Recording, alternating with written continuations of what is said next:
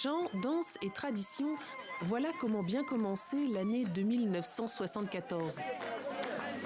Au village Sahel à Bouzéguen, en Grande Kabylie, ils sont venus nombreux fêter Yenayer, le nouvel an berbère.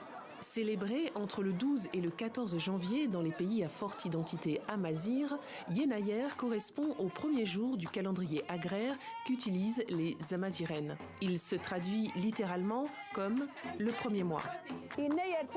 Yenayer est le premier jour de la nouvelle année. Yenayer apporte la pluie et irrigue la terre et les arbres. Yenayer apporte la neige pour qu'il y ait encore de l'eau en été et que les agriculteurs puissent labourer et récolter la terre. Dans les ruelles, les participants arborent fièrement des tenues traditionnelles sous le regard enchanté des visiteurs venus admirer les festivités, mais aussi les nombreux symboles amazirs qu'offre ce village considéré comme l'un des plus beaux de la région. C'est une sorte de bournous que nous confectionnons en laine de mouton.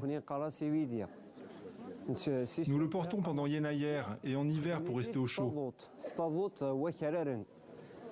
mais aussi dans le cadre de notre identité amazigh. Pour les communautés berbères, en effet, célébrer Yenayer, c'est aussi l'occasion de réaffirmer et de faire perdurer la culture amazigh, longtemps marginalisée, mais chère à leur cœur. Yenayer, fêté le 12 janvier, est officiellement un jour férié depuis 2018.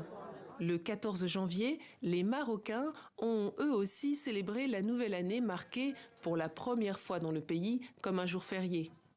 Cela fait suite à la décision du roi Mohamed VI en mai dernier d'instaurer Yenayer comme un jour férié national payé.